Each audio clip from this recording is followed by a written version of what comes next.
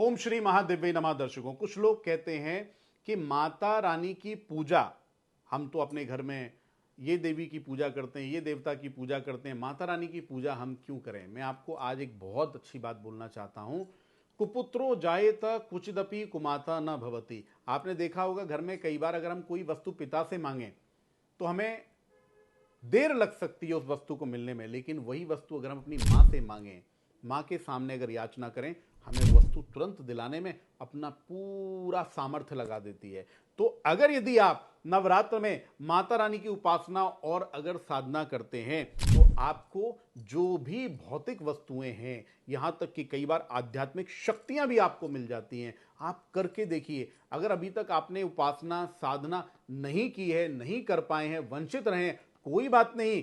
अष्टमी और नौमी तिथि उसके लिए सर्वोत्तम है। कई बार अष्टमी और नौमी तिथि पर अगर यदि आपने उपवास कर लिया या आपने साधना कर ली, आपको नवरात्र की साधना का फल मिल जाता है और साक्षात महामाई कृपा करती हैं। तो आज आपको समझ में आ गया कि महामाई की साधना में कितनी ताकत होती है और साथ ही साथ ये शक्ति है, शक्ति पूजा है। शक्ति का मतलब क्या होता है? पावर। अगर आप अपने जीवन के अंदर फाइनेंशियल पावर चाहते हैं, आप अपने जीवन के अंदर पॉलिटिकल पावर चाहते हैं, राजनीतिक शक्ति चाहते हैं, आप अपने जीवन के अंदर आध्यात्मिक शक्ति चाहते हैं, धन की शक्ति चाहते हैं, और इतना नहीं, अगर आप अपने जीवन के अंदर स्वास्थ्य की शक्ति भी चाहते हैं, सब कुछ आपको इन नवरात्र में प्राप्त हो सकता है।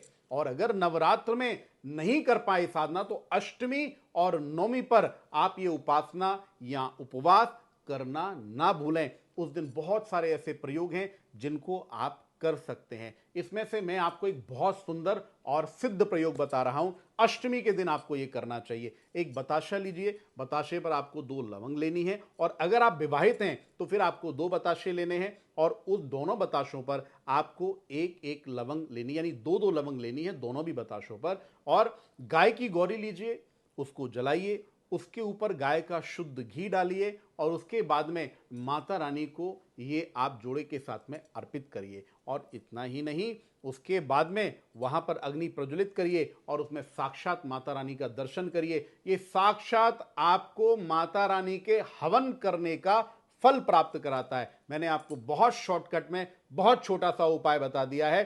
अगर आप कोई बहुत लंबी चौड़ी पूजा नहीं कर सकते हैं, पाठ नहीं कर सकते हैं, अष्टमी वाले दिन ये प्रयोग को कर लीजिए, आपको नवरात्र का लाभ प्राप्त हो जाएगा। ओम श्री महादेव्य नमः। जय माता दी।